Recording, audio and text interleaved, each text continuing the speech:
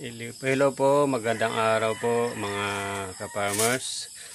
Ang video po natin ngayon ay kung papaano po gumawa ng farrowing pin.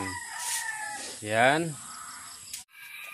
At medyo mahal po pag magpagawa ng farrowing pin.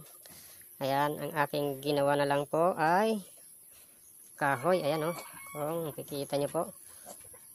Kung wala po kayong kahoy, ayan, pwede po ang kawayan. Ito ang ating gagawin. Ayan, ayan po, kawayan lang po kasi nilagay ko dyan sa kabila.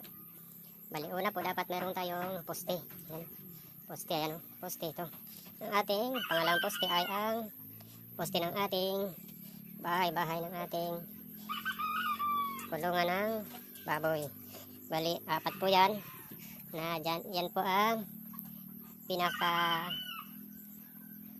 haligi po ng ating pinakapundasyon ng ating farrowing pin. Ayan. Bali, susukatin lang po natin yan. Ating farrowing, ang ating poste na magsusukat lang po tayo ng ayan. Dapat hanggang 70 lang. 70 lang ang ating gagawin yung lapad niya. Kung medyo pero mas maganda, susukatin din po natin ang ating baboy.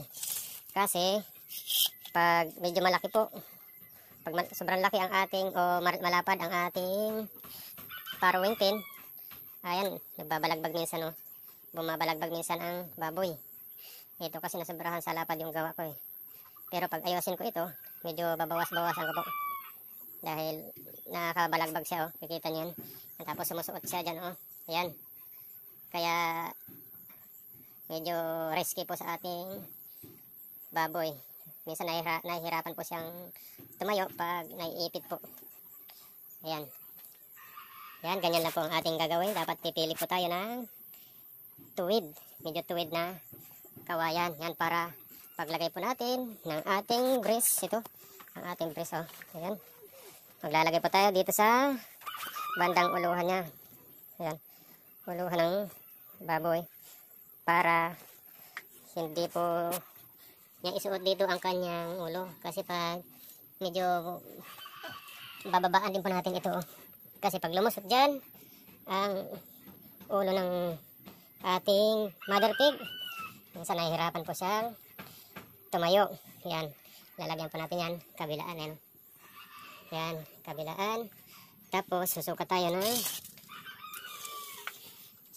ng dalawa, yan, 2 feet, dalawang P. Yan, maglalagay tayo ng ganyan. Tapos, dalawang P uli. Sukat ulit tayo ng dalawang P. Yan, medyo nasobrahan lang ito. Hanggang dalawang P lang. Yan, kaya natin gagawa ng ganyan para matibay po.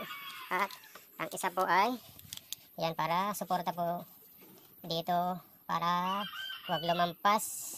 Siyempre, pag medyo pumayat na po ang ating inahin, pag lumampas yan, medyo naipit ang ating biik. Yan, pag lumampas siya dyan, yan, nahihirapan siyang bumangon, kaya parang ganyan. Ayan, sukat ulit tayo ng dalawang feet. Ganyan lang po ang ating gagawin. Sukat tayo ng dalawang feet. Yan, ito. Ayan, 2 feet. Maglalagay ulit tayo ng kanyang brace. Ayan. Ayan. Tapos, dito po, lalagyan din natin ng meron pong tawag dito, stopper para magkandyan po lang po ang ating inahin. Hindi na po siya bumaba doon. Ayan. O.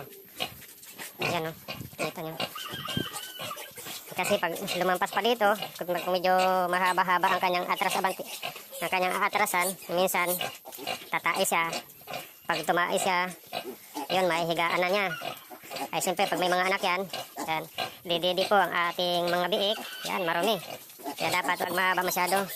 Sinitin lang po natin ha. Yan, ayan, kikita nyo. Na, ayan. Ayan. Ayan po. Yan, dito naman po sa bandang uluhan ng ating inahing baboy. yung brace na ilalagay natin dyan. Ayan o, bandang uluhan niya ng baboy o. Ganito po ang ating gagawin. Papakuan lang po natin. Yan. Tapos dyan po natin itatali. Tatalian ng nylon. Yan. Tapos yan sa baba may pako rin po. Kaya po ganyan ang ating gagawin. Para hindi po makagat ng baboy. Kasi pag itatali po natin dito sa harap, ay sigurado kakagat-kagatin niya ng baboy. Yan. Yan na po. Tapos suportahan din po natin ng pako para matibay po, hindi siya maggalaw-galaw. Yan, ganun din po dito sa baba. Ganyan din ang aking ginawa. Para hindi po siya kagat-kagatin ng baboy. Puputulin niya kasi katulad ng ginawa niya dito. Kikita niyo yan. Yan. Putol na niya. Yan. Kasi ang ginawa ko, hindi ko pinakuan dito. Pinaikot ko dito ang nylon. Yan. Kaya yan naputol. Buti, meron pang suporta na pako. Kaya hindi siya natanggal. Ito. Okay lang kasi hindi na maabot doon sa hindi maabot ng ating baboy o ng ating inahin. Yan, okay lang kahit hindi natin talian dito o pakuan, hindi tali dito. Yan, so pwede naman pakuan na lang dito lahat. Yan, taas at saka baba katulad ng ginawa natin dito. Yan, para mas madali, di ba? Ayan. Ayan po. Ayan ang ating farrowing pen. Ayan, nakikita niyo po. Ayan na ang kanyang forma. Ayan. Dito may space dito sa likod. Ayan, tapos siyempre lalagyan po natin ang kanyang pintuan dito. Ayan. Ayan, meron pang pintuan dito. Nakikita nyo. Ayan. Kita nyo po, open yun. Dahil ginawan ko po ng kanyang pintuan dito, siyempre para pag manganak po, para pag manganak ang ating inahin. Ayan, diyan ka mag-aabang. Ayan, pag manganak. Ayan po, bago po tayo magpatuloy, baka pwede pong makahingi ng kunting pabor. Baka pwede pong pakipindot ang notification gaya po ng inyong nakikita sa screen. Yan po, salamat po sa inyong pagsuporta. Yan, ito naman po ang kanyang, yan po ang harap ng ating farrowing pen. Ito ay para hindi makatayo ang ating, kasi pag hindi po natin lalagyan ng ganito ay madalas po kasi pag gutom na ang ating baboy, yan, tumatayo po siya. Minsan pagbagsak, delikado po. Baka mabalian po ang ating inahin. Kaya dapat, wag po natin kalilimutan, nalagyan ng kanyang, bang tawag ito, stopper din siguro ito Ayan. Muli, hanggang dito po. At sana magkita-kita po tayong muli sa panibago po nating video. Salamat po sa inyong pagsuporta.